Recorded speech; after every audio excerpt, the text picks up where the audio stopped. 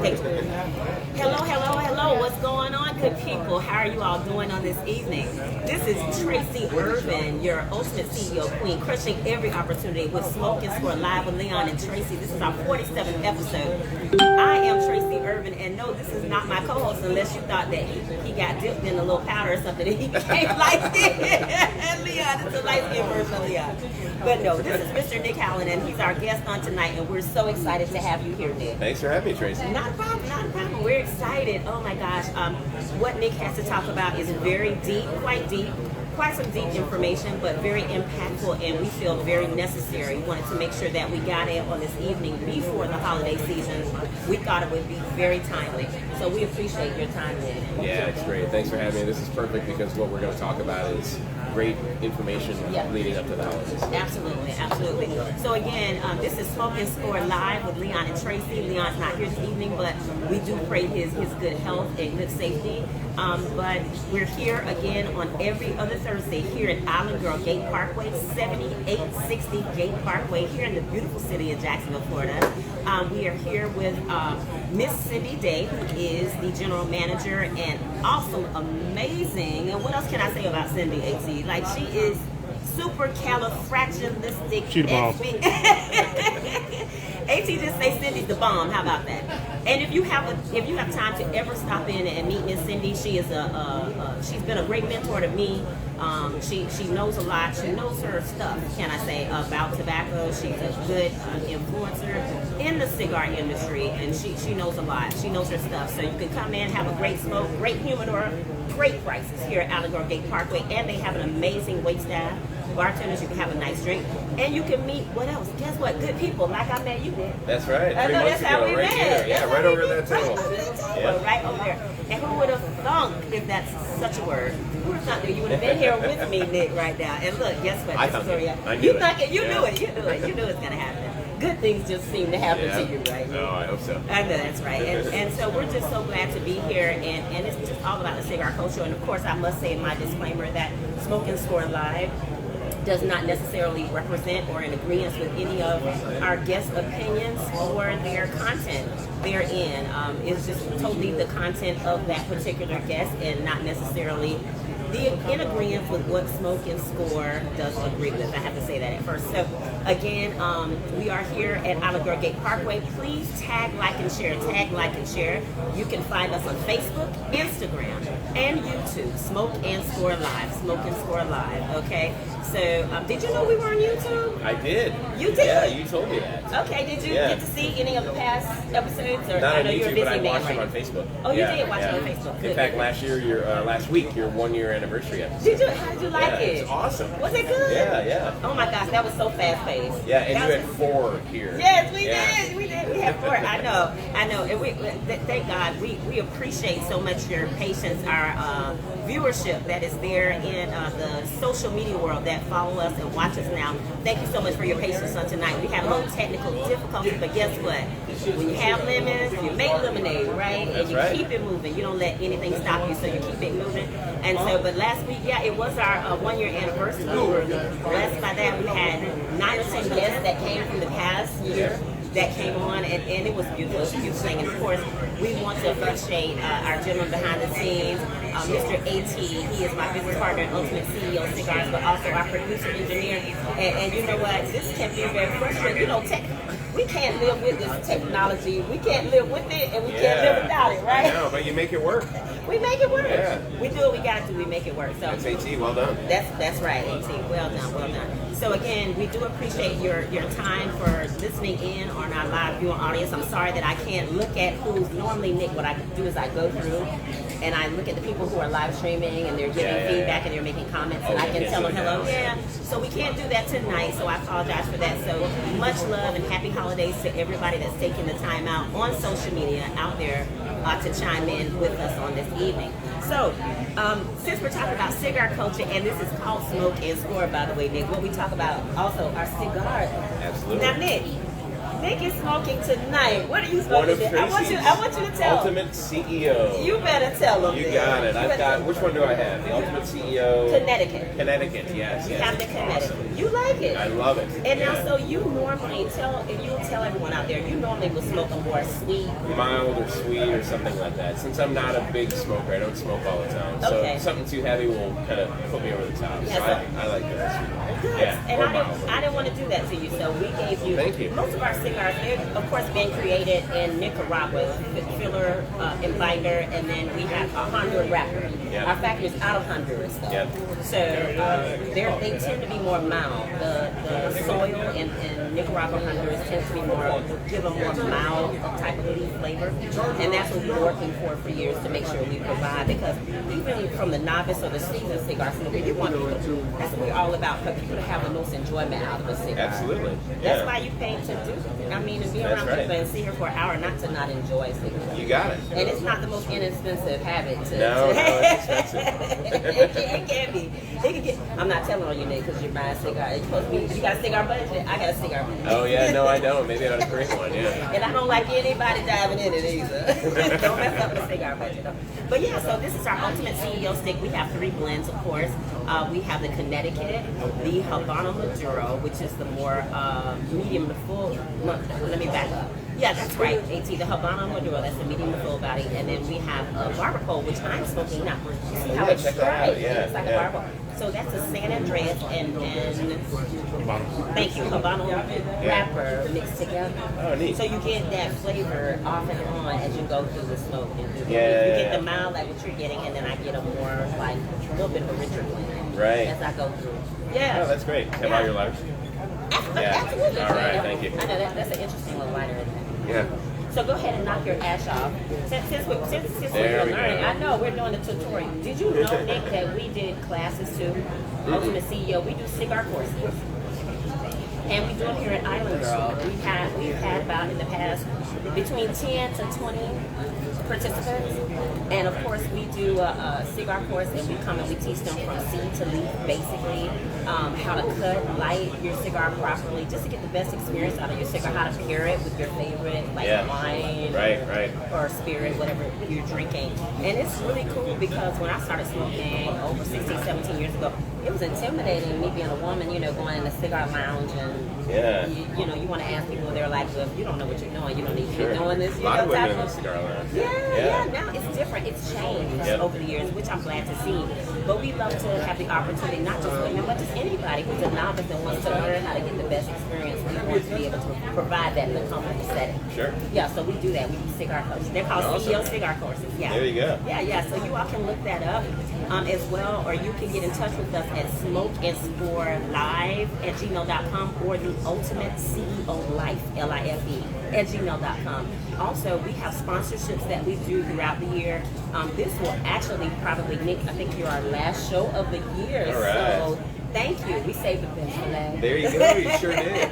So And the you- first one of the next year, right? That's- Since last week was your 1-year anniversary. That's right. That's there right. you go. So you're like beginning our Yeah. new The season. beginning and the end. That's right. You got it. I love that. I love that. You're like Jesus. No. Okay, but what we are going to do is we're going to pop off the new season with a great new guest. And what our guests do is they also become sponsors of our podcast. So they donate sponsorships, and we have some great sponsorship packages for people that want to come on the show. So if you'll let like some of your colleagues know, or people we would love to have, we have to, and people don't feel like they have to smoke a cigar on the show. You don't have to smoke a cigar. We call it Smoke and Score because this is the premise of cigar culture, like being around people and surrounding a leaf. But you don't have to smoke a cigar in order to be a guest on the show. Anything about surrounding entrepreneurism, community is what we really love to have people, and just showcase the community, local people that are doing great things. We've had physicians on, attorneys, chefs. We've had the gamut. Guests. So You've had Congressman John Rutherford. Right? there you go. Look at that. We In your have first year. Yes, that was quite saying something, Yeah, right? right. Yeah, brother, and he was amazing. Oh, yeah. Yeah, he gained us a lot of traction on that one. Oh, I'm sure. he did. So that was great. And so Erico, meeting you kind of through him here at the Cigar Lounge was a plus. So again, we appreciate you for being on the show. So we do appreciate the cigar culture and what it offers. And of course, again, I'm smoking our, not to give a shameless plug again, but Shameless, our plug it. Plug it. We need, look, you hear my business hard to plug. Ultimate CEO Connecticut. Ultimate Yes. CEO Connecticut. And Ultimate CEO Bar. The proper name is actually Doble Escuro. Okay. I never would have guessed that. No. I never could have said that. It's like, you gotta let it roll off your tongue then. Double obscure. There you go. There you go. Very good. And a lot of people call it most of the time the barber pole. It's kind of like the non-technical name in cigar terms. But yeah, it's a good smoke. It's a good smoke. So we truly love Ultimate CEO and also Leon, to talk about him in his absence. He has his own cigar line, and it's called All Pro Series Cigars. And he has, I think, 2 now in his blend. The big, He has the Big Sears, the big Sirs. which is the 8.5 by 80, 8.5 by 60, 60. and then he has That's the yeah, big one. It's and big. then they're coming out with the little series, which is the 6 by 60. Yeah, Yeah. He has a big, he likes to say, hey, I'm a big guy, I gotta smoke Yeah, big cigars. right. Yeah, and his cigar, yeah, you probably just, it took me, I think, about almost 2 hours to smoke his one. Yeah, oh my God. But it's got good flavor. It's also full Nicaraguan as well. Yeah. So it's a good cigar. So All Pro Series cigars, not Nick, but Leon cigars are also here in the Island Girl as well. Got it. Yeah, because our cigars are at all of the Island Girls, Ultimate CEO, as well as Leon's, all the Island Girls here in Jacksonville. So, and we're working on other places. We're actually working on our banding right now that we should be premiering in January. So we're excited about that as well. It's going to be the bomb. It's going to tell the whole story about Ultimate CEO. So, and in a Trying to picture. keep up with him. There you In a go. picture. Awesome. So we're excited about that. So Nick, It's tough work. we want to say thank you so much, and I was glad that Island Girl Gate Parkway was a huge catalyst in bringing together our union. And so I just want to jump right into the subject matter of why you're here. We have Nick Howland again, who is the executive director, correct, of The Firewatch. And everybody want to give a hand clap on that? We have a speaker. There you go. Nick Howland, executive director of The Firewatch. And I can tell you, those who are in the studio audience as well as here on the social media, I had no idea that there was even a program. Well, thanks for having me on your show because it's important to get the word out. It is. It definitely is. So, Nick, go ahead and just dive in. Tell us what the Fire. I love the fact that you put "the" on there. The Firewatch, The like the Firewatch. Ohio State. Yeah, there you go. The Firewatch. So tell us about the Firewatch. The Firewatch is Northeast Florida's effort to end veteran suicide. It's fight to end veteran suicide. So the Firewatch basically came about 2 years ago by a bunch of community advocates who are veterans or veteran advocates, and they decided that for years we have had a veteran suicide epidemic, not only across the nation but across the state and locally. And there's always been an attempt to solve it through more mental health funding at the VA and that kind of thing, and they realized that's not working. You know, the number keeps climbing. Keeps going up. So these veteran advocates decided, let's try to end it by prevention. So the Firewatch is trying to end veteran suicide by preventing veteran suicide. And you mentioned you love having folks on your show that are representing a business or the community. We're a community effort because we believe that the way to end veteran suicide by preventing veteran suicide involves the community. So our core program is a little bit like CPR. We call it the Watch Trainer program, but it trains community members to recognize the warning signs of veterans who are in crisis, to ask them if they need help, and to get them the help they need. And it's great that you're having us on this program because our goal is to train as many members of the community on those things as possible so we can get veterans the help they need before they slip into suicidal crisis. That's amazing. And the holidays is when they're most at risk. Yeah, definitely. And actually, I don't know if you know this, but that's the profession I came from. I came from counseling. Oh, that's what I did in my other life, in my past life, my corporate life. And we used to have a program like that for young people that we worked on prevention, and instead of being reactive, we were trying to be more proactive. Taking the proactive approach to make sure that young people were having prevention and how to catch the warning sign. Absolutely. You got to catch the warning sign. So that's so important, and I'm so glad that you have that and have people in the community that are able to identify what those warning signs are when you see that. It's about understanding the warning signs and what you can do to address them. That's how you get people help, the help they need before they slip into crisis. So, those warning signs could be, difficulty transitioning out of active duty to veteran status for a veteran. It could be marital issues. There's a lot of veterans who've been at sea for, months and months and years. There's a lot of veterans who've deployed to Afghanistan and Iraq over the last 20 years. And they've had, they come back and they have marital issues or family issues or even financial issues. Those are warning signs.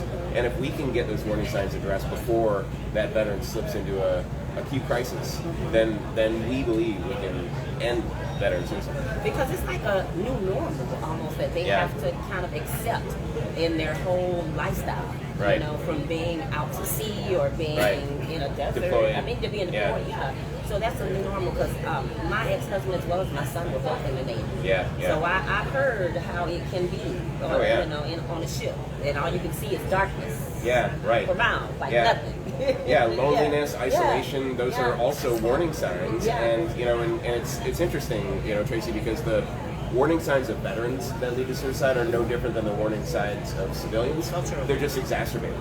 So if you think, oftentimes you'll have people getting out of the service that got in right after high school, they enlisted or they got, were commissioned after college.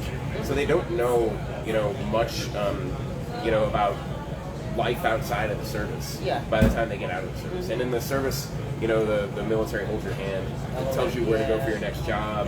Tells you where to live, where to eat. So by the time you get out, you're totally on your own. So talk about being suddenly entering a foreign territory. Talk about potential isolation. Talk about a loss of sense of purpose. All those things are similar reasons why civilians resort to suicide, but they're exacerbated in veterans.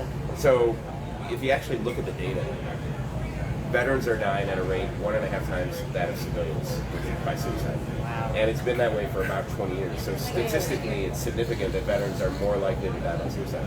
So if we can address those warning signs and engage the community to help us identify and direct veterans to the help they need to address those warning signs, we think we can end veteran suicide. It's a novel, it's an innovative approach. I believe that. I believe that from what you're saying. That's heartfelt. So Nick, how do you motivate ones to be able to feel comfortable coming to seek this type, because I'm sure it's voluntary.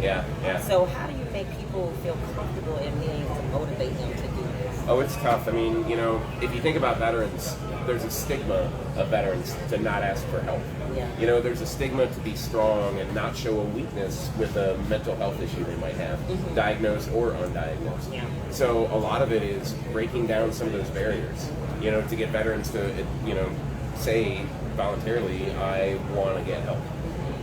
It's tough. That's actually not just an issue with veterans, it's an issue across our whole culture. I can, you are definitely right about that, because I can even say, when I did counseling in my past and former life, it was more so a culture thing too, like across the board. I noticed like a lot of times in the African American culture, there's a big stigma on people going to seek help, because in the black culture, people just, for whatever reason, whether it was the way you were raised or family dynamics or socioeconomic or whatever the case might have been, they just didn't seek help. So I'm sure you, along with that, you have not only the culture dynamic, but you also have the veterans. So that puts a whole nother stigma. It's like admitting it's historically like a weakness, and people don't want to admit weakness. So for us, part of our program is engaging the community to help veterans get help they need before they slip into crisis, and reducing that stigma that asking for help is a sign of weakness. So our program is based on CPR. So there's actually parallels to what I was just talking about. Like if you look at heart attacks in the 1900s, we knew that men over age 55 were dying by heart attack at a high rate. And the way that they tried to solve that was by hiring more cardiologists in hospitals, expanding the heart wing, more emergency equipment and ambulances. None of that was reducing that increasing rate. It wasn't until they launched CPR to the community in the 1970s that they started to see that curve Yeah. up and down. And it was because they were training community members to learn the warning signs of heart distress, to learn how to address those, and to call for help immediately. Right. The hands-only CPR is kind of a last resort. Most of the people who are trained in CPR are getting people with heart distress the help they need early before they have to apply any kind of hands-on CPR. We're trying to achieve the same thing with our Watchstander program that the Firewatch launched. The Watchstander program is free, it's online, it's available to anyone, it takes 30 to 45 minutes, and it teaches you the basics of recognizing those warning signs of veterans in crisis, how to ask them if they need help, and then how to get them the help they need. Basically, CPR is to heart distress as Watchstander program is to veteran suicide. And I like that, and I love the acronym and how you use that name because you put SAVE. Yeah, right. Which you have like S is for assign for the That's it. veterans in crisis. A, ask the veteran if he is thinking about hurting himself. Yeah. B, validate the veteran's experience, and E, expedite getting the veteran help. That's so right. I like that. That's good. That's really good. Yeah, and the program is for anybody. I mean, your fellow churchgoer, your colleague, your friend, your neighbor, family member. It's just it's a short training that helps people recognize that veteran suicide is an issue, and how to ask that question. The A in SAVE is asking the question. And even though we're not asking people to be mental health counselors, we're asking them to talk to a veteran, be vigilant, be aware, ask the veteran if they need help, and direct them to professionals. We basically, if you take our training, we basically say if you recognize the warning signs that a veteran is in crisis, and the warning signs are also listed on this wallet card and talked about in training, we ask you to get them to 911 or the Veterans Crisis Line. But if they just need help, if you're talking with your veteran friend and they're having difficulty in their transition, from active duty to veteran status, well, go to our resources guide or call 211, and there's so many resources available to veterans in Northeast Florida, like Operation Uniform, like the USO Pathfinder program. So many great things to help veterans through that particular issue. If it's an issue around financial distress, you go to our resources guide and call 211. There's ways to help veterans. There's resources out there to help veterans through financial distress. Okay, so you do have a resources guide We as do, well. That yeah. Financial. Yep. Okay. And it all knits together as part of the program. So, if they're an emergency, call 911 or the Veterans Crisis Line. If they just need help, check out the resources to address those early warning signs, just like you did in your children when you were in that line of work, to help them get the help they need before they are in crisis. What can we do, Nick? Your program is so rich. Like I'm in awe of what you've been doing, and I can tell you right now, this can work.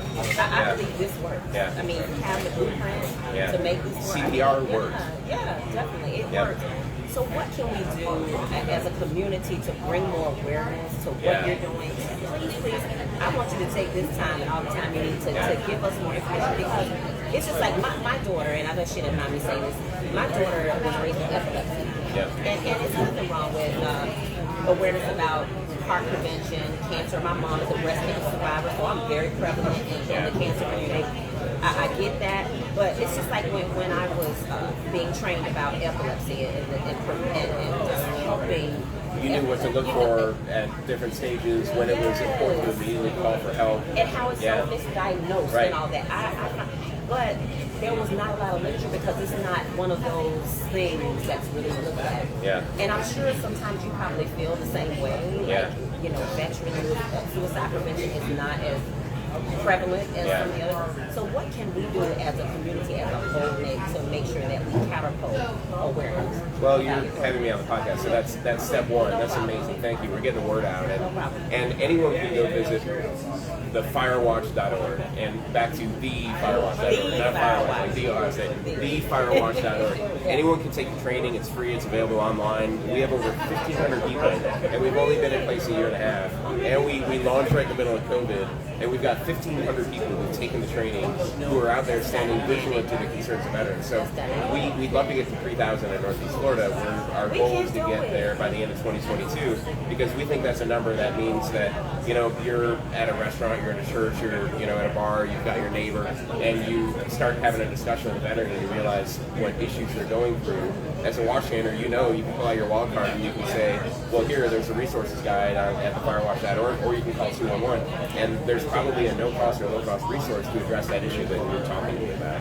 Or, what do you mean you're thinking of hurting yourself? Well, here's the Veteran Crisis Line. Let's get you on there. Let's get you on this. And We just ask you to be vigilant. And we know when there's an issue with somebody. When there's a problem, a lot of times we know. We want to sometimes ignore the signs and the warning signs, but you know when you know when you know. Yeah, sometimes right. When you're encountering, it doesn't have to even be a close friend, like somebody you talk to on a regular basis. Well, you bring up another good point. I mean, one of the great things about this program is if you go through it, you're going to feel an obligation to help, and that's kind of what we want. We're not just saying take the training and then you're done. We're trying to build a community of watchmakers. So everyone who goes through the training ends up getting a wristband, and the only people who go through the training have this gray wristband. Very cool. Everyone gets a wallet card to carry in their wallet. Everyone gets a card sticker. We send a package to every watchmaker who goes through the training and gives us their address. And the reason we do that is we want to build a community of people who are out there being vigilant to the concerns of veterans. We also want them to know when they encounter a veteran to take action. And to your point, there's a really interesting study. The gentleman who founded the firm Mission Continues, which is a veteran-serving organization that tries to get people who have left the service, who might have gone into a normal job and they've lost their kind of sense of mission and purpose. They're wondering, what am I doing in the military? I knew what I was working for every day. Now I'm out there and I don't have a sense of purpose like I used to. Mission Continues organizes veterans to do things like clean up parks and do help, build homes for folks and different community events. The guy who founded that because he lived in Virginia Beach or something like that, and he realized over a period of a year, every time he'd take the garbage down to the end of the street, he'd be talking to his neighbor. And over a period of months, his neighbor got more aggressive, and his neighbor stopped talking to him. And he knew his neighbor was a veteran, and then one day an ambulance showed up at his neighbor's house, and the neighbor had shot himself. So he realized if I had just asked him, what are you going through? What's wrong with you? Are you thinking of hurting yourself? What are your issues? That he could have prevented that suicide. And that really is why our Watchmaker program could be so valuable. The more people out there that have gone through the training that kind of feel an obligation to, at least when they see a veteran struggling, to ask them how they can help, we think the more suicides we can prevent. We can do this. Listen, 3,000 people. You all heard it first here on Smoking Score. 3,000 people. We can get there. We can get there, yeah. We can get there. We should be able to do this. How can businesses or the community receive some of your literature to be able to put out, whether it's in their lobby or whatever? Do you provide that type of We do, yeah. In fact, at thefirewatch.org, you can write info at thefirewatch.org and request it. We'll send you a whole bunch of these flyers, which you can leave in any business place. Sometimes we have some companies that want to help us, and they'll put these as back stuffers, at a pet supply store or what have you. Yeah, and just to get awareness out that this program exists, because the more people that we have going through the training, the more we think we can have an effect to reduce veteran suicides. Amazing. Yeah. I just must say, because our veterans, it's so important for our veterans to be able to be recognized. Our veterans have done so much in society, and I've always been one that has been a little bit disgruntled in regards to our veterans. We have sidebar over here. I'm sorry, y'all. Do you want to come in? Distracted.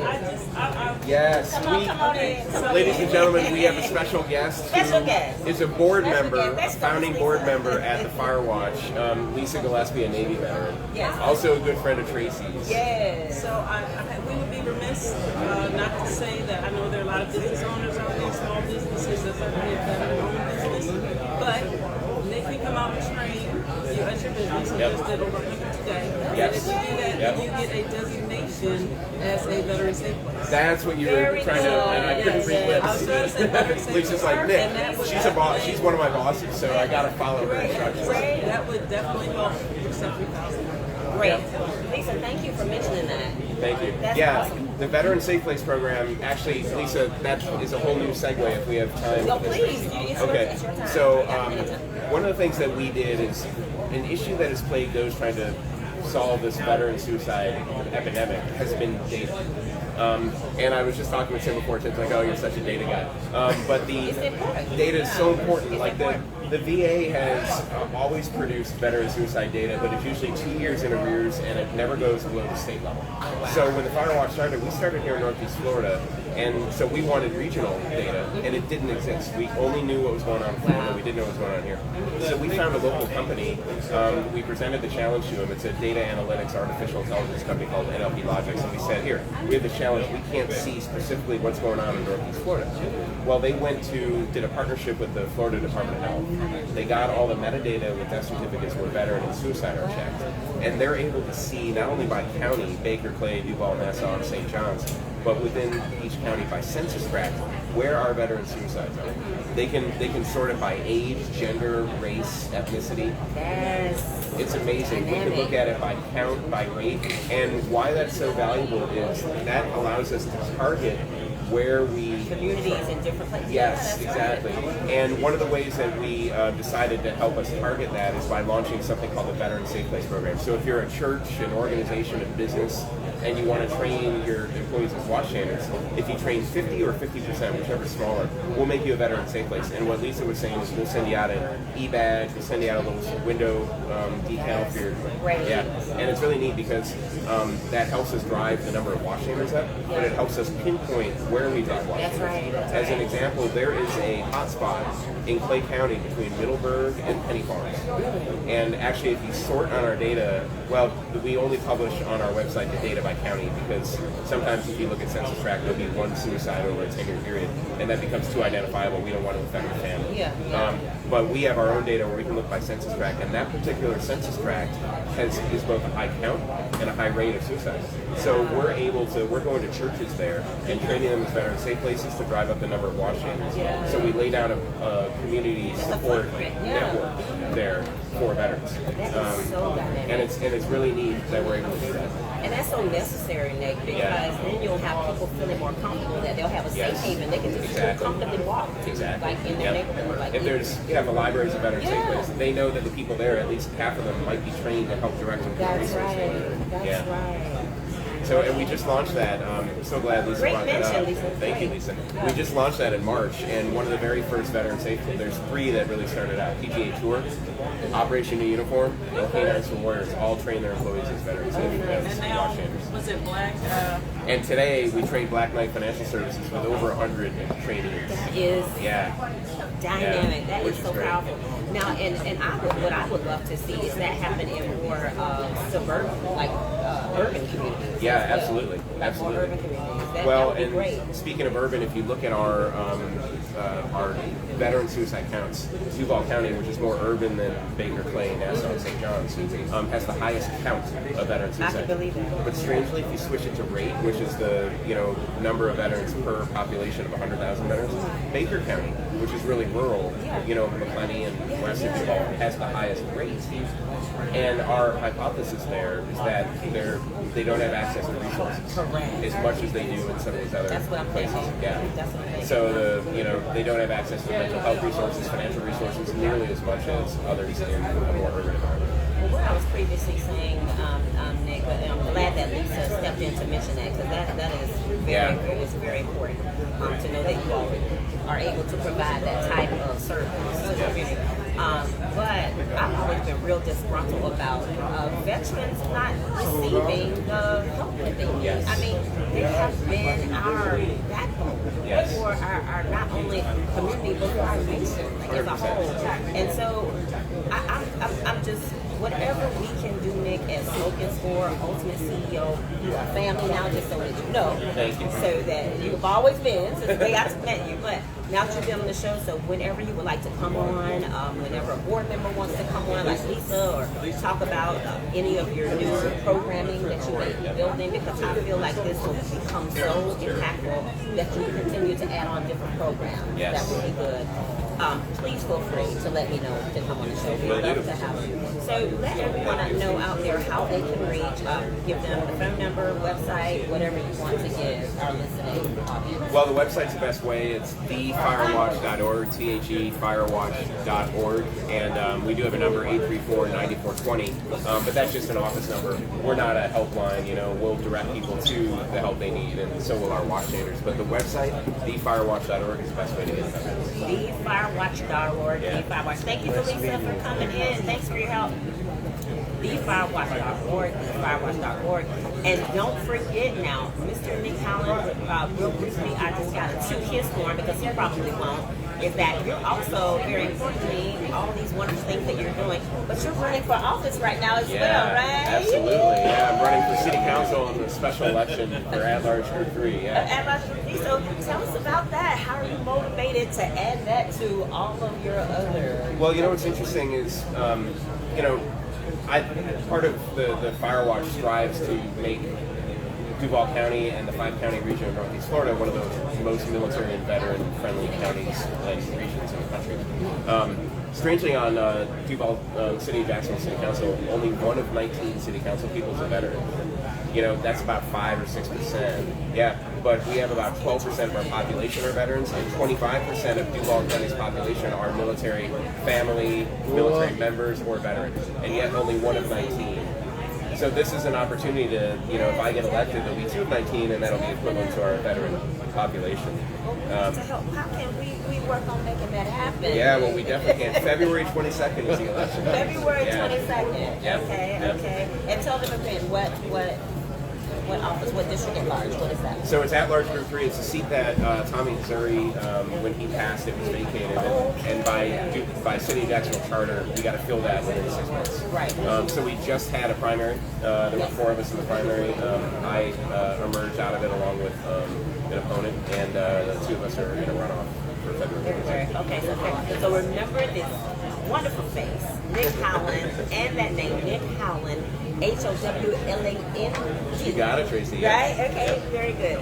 For running for that political office, and we need help as far as representing our veterans, and you're strong and impactful and authentic help. I feel your spirit running through what you're doing. I feel your authenticity for the veterans. I know that you are a veteran. I am a Navy veteran. Yes, ma'am. So I know that you not only, you know, you wear the T-shirt, you got a T-shirt too. You got it. Yep. You know how it is, and who better to be a representative of that than yourself. So we do appreciate, and we appreciate you being on here and giving us so much information. Like I'm just like, I'm overwhelmed. Like I'm so proud of what you're doing.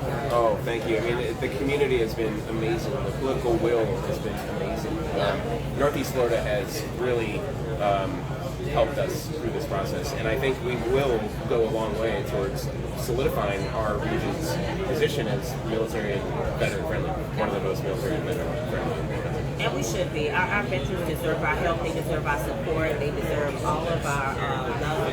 And so whatever you can do, please look up again, thefirewatch.org, right? Thefirewatch.org to get all the information you need. Again, this is Tracy Irvin, your co-host with Smoke and Score Live podcast with Leon and Tracy. Of course, I am Tracy, your ultimate CEO queen. Leon's not here right now tonight, but we wish him love and safety.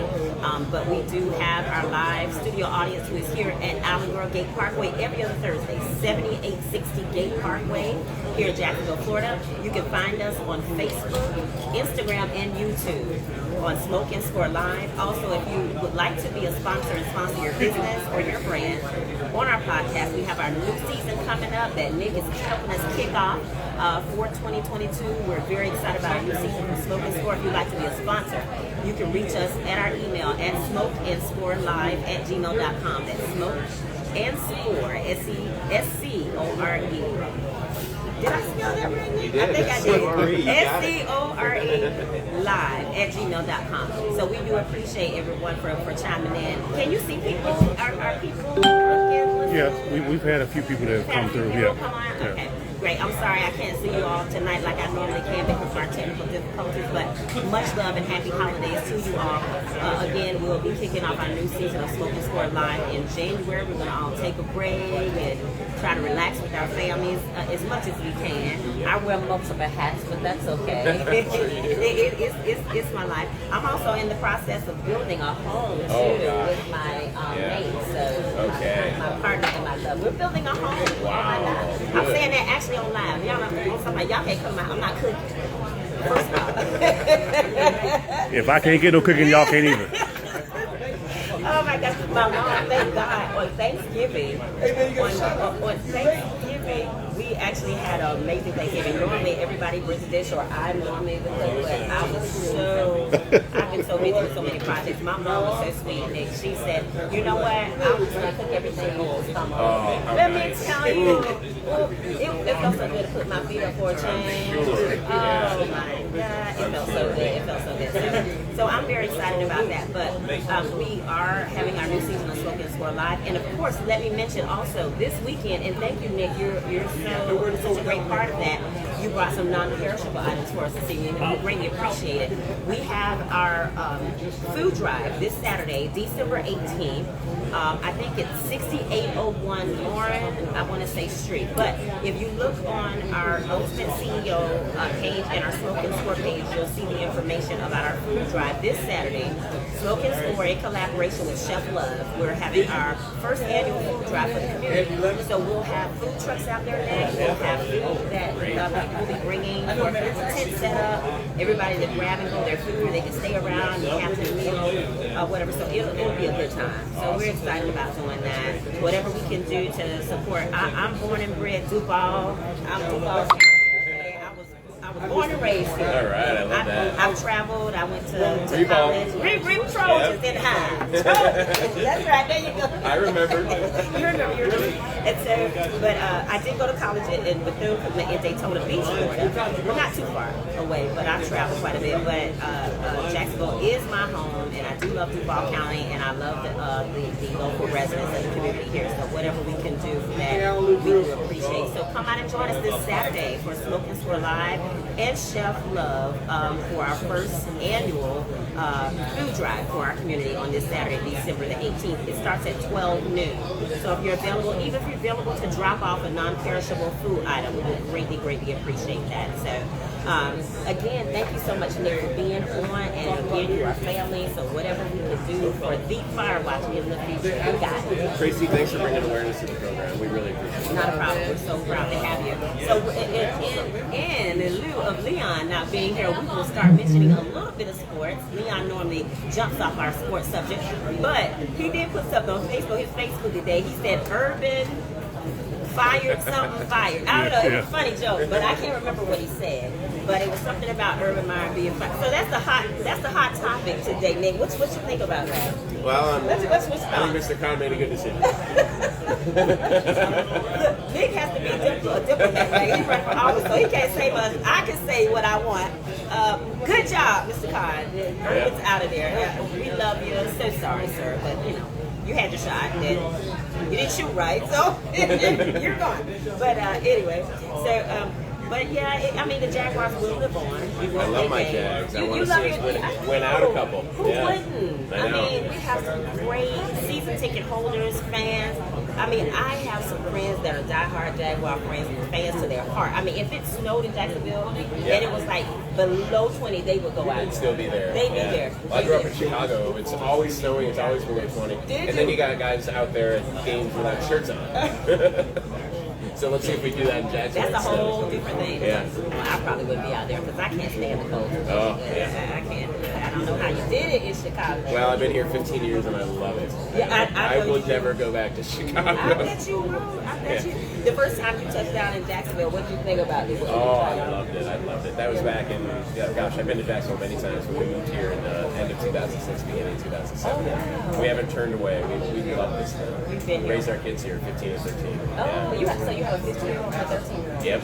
Teenagers. Yep. Fun times. Big Nick. Jaguars fans. Big They Jaguars love the Jags. fans. Yeah. Jags. Okay, Yeah. that's really cool. Do you take them to many games or? I did. Haven't in probably not this season, but we went to 2 last season. Okay. Yeah, we had season tickets for a couple years. Oh, okay, cool, Yeah, cool, yeah. cool.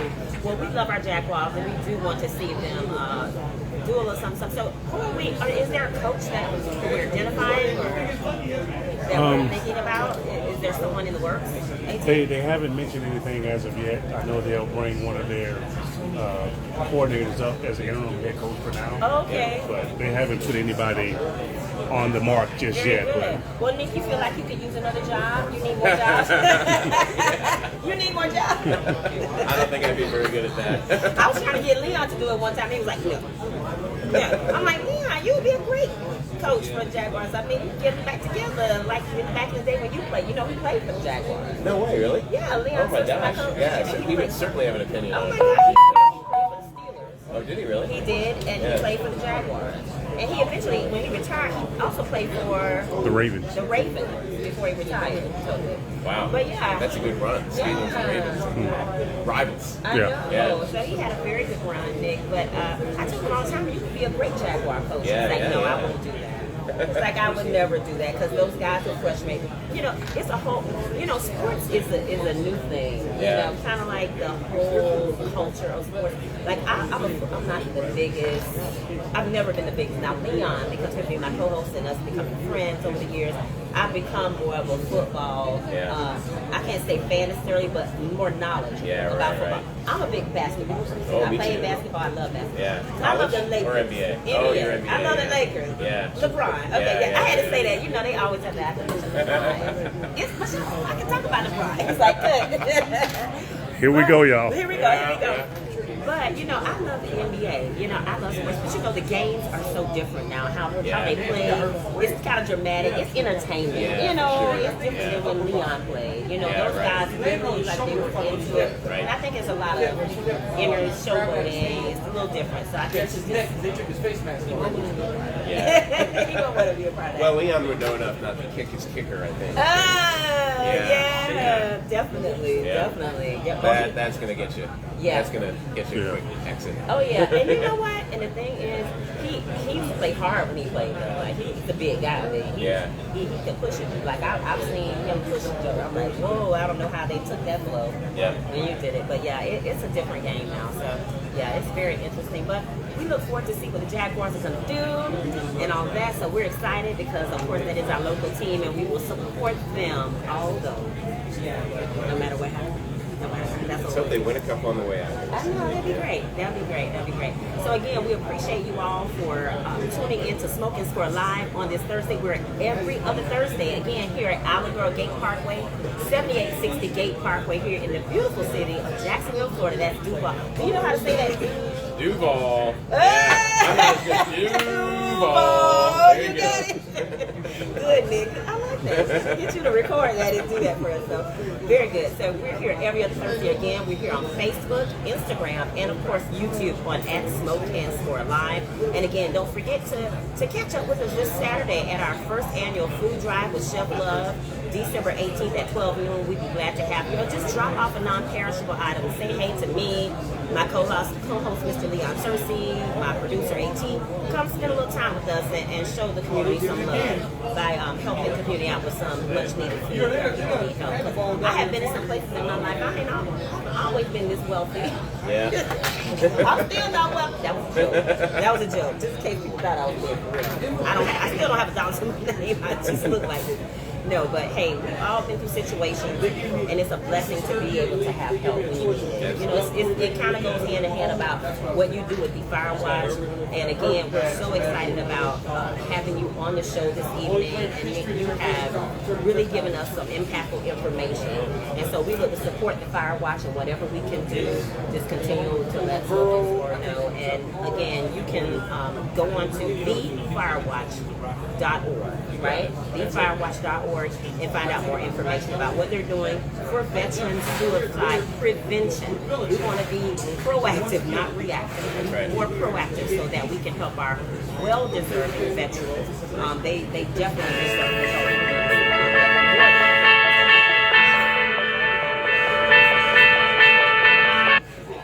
All right, so thanks again for chiming coming into Smoking Score Live here in Jacksonville, Florida, every other Thursday here at Alabama Gate Parkway.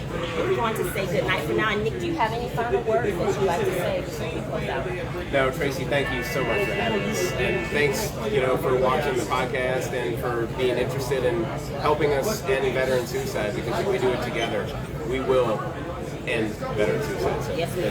Very good, very good. And thank you, Nick, for all that you do. And we greatly appreciate your time and talent. So, again, thank you all so much for tuning in. And we will see you again for 2022. Have a happy holiday. Merry Christmas.